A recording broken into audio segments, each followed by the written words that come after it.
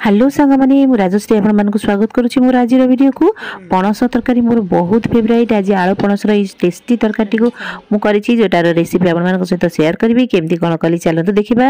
देखंतु मु प्रथमे कड़ाई सोरिष तेल गरम करके सेथरे आलू काटिकी भाजी नउची। आलू को देखंतु चोपा छडे के एमती काटी देछि टिके बड़ बड़ पीस करके। वर्तमान मो आलू को भलो भाबे तेल रे भाजी नेली। एबे मो आलू को काढी देबी। मोर आलू लाल लाल हे गलानी। एबे ताको तेल रु बाहर कर देबी एवं सेही तेल रे मु पणस पकेकी भाजी नेबी। पणस को भलो भाबे धोई देइथिली। एटा कटा पणस थिला ताको भलो भाबे धुआ धुई करके मु एबे ताको कड़ारे तेल देकी लूण हळदी संगरे भलो भाबे भाजी देबी। मु बड़ बड़ चारिटा पियाज नेछि। पियाज को वर्तमान मु स्लाइस करके काटी देली। एबे कंचा लंका मध्ये मु किछि नेछि। कंचा लंका को मु एमती काटिकी साइड रे रखि देली। एबे मु सोरिष तेल को गरम कली। जेहेतु मु प्रेशर कुकर रे तरकारी करबी तेनु प्रेशर कुकर रे सोरिष तेल को गरम कली। एथिरे गोटा मसला जेमति की दालचीनी गुजराती आउ सुखिला लंका आउ किछि जीरा दे देली। एकरा गरम होला परे मु पियाज जो कटी रखितली स्लाइस रे ताको पकै देली। और गोटा रसुण मु किछि पकेली। गोटा रसुण और पियाज को मु भलो भाबे भाजी नेबी। पियाज को पूरा लाल करबिनी किंतु टिके कलर चेंज होबा पर्यंत मु भाजी नेबी। एबे मु ता धीरे कंचा लंका दे देली आउ अदा पेस्ट। जेहेतु आम रसुण नहीं आउ रसुण दबानी मु अदा पेस्ट ये 2 चामच नहीं गली। तापर मु किछि गुंड मसला पकेबी। एबे मु एथिरे किछि गुंड मसला देबी। मु गुंड मसला रे केवल नेछि मटन मसला आउ रेड चिली पाउडर। जेहेतु आम कंचा लंका देछि तेनु जदि राग आपण खांती अधिक आउ टिके लंका गुंड देबे। मु केवल रेड चिली पाउडर जोटा काश्मीरी रेड चिली पाउडर सेटा कलर पाई नेछि आउ मटन मसला नेछि। मु एबे आकु सब मिसेई कि टिके भलो भाबे भाजी देबी।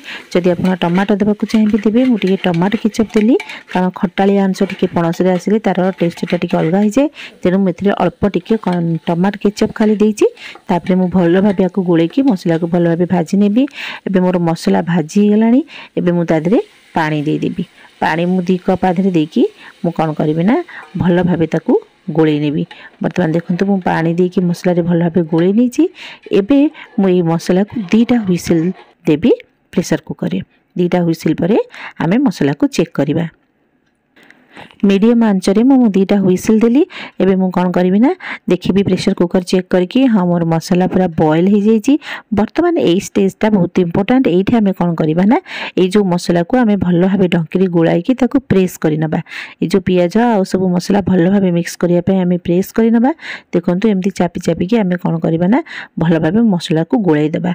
गोळाई सारला परे हमें मसला को आउ 5 मिनिट टिके फुटाइबा जाथरे की तार जो पानीटा तार कमी जीवो रिड्यूस हो जीवो। एमती आउ टिके 5 मिनिट हमें फुटाई नबा। एई फुटी साला परे एई समय हमें कोन करिबा ना पणस और आलू को पकेई देबा। एटा टिके अलगा प्रकार लागिबो। तरकार टेस्ट देखिबे बहुत डिफरेंट आसीबो। हमें एबे कोन करिबा ना जो भजाई के रहितबा पणस और आलू को हमें पकेई की आउ टिके भलो भाबे गोळेई देबा। एवं आउ गोटे व्हिसल आसीबा पय हमें अपेक्षा करिबा। मीडियम फ्लेम रे हमें आउ गोटे व्हिसल दे देबा। देखंतु हमर तरकारी पूरा बनी की रेडी हो जाइए। बहुत ही बढ़िया बास्ना आसुची। पूरा डिफरेंट टाइप रो बास्ना आसुची। आथिरु जेतु हमें मटन मसला देइछे एवं आउ मसला को भलो भाबे प्रेशर करके प्रथमे हमें बॉयल करके तापरे ताकू रिड्यूस करके पानी तापरे हमें पणस और आलू पकेइछे। तेनु पूरा एटा बढ़िया बास्ना आसुची। तेबे खाई के देखिबा चलंतु आरो टेस्ट केमथि हिची। एमथि निश्चय टिके डिफरेंट टाइप रो आपण पणस तरकारी बनातु एवं बहुत पणस तरकारी बहुत बढ़िया टेस्ट थिला और बहुत बढ़िया लागुथिला। भात संगे आम पणस तरकारी खाइलु बहुत बढ़िया ही टेस्ट थिला। आ पणस पूरा सिझी जाइथिला। तेणु आज वीडियो रे एतिकी। जदि वीडियो आपको भल लागला लाइक एंड सब्सक्राइब निश्चय करिवे।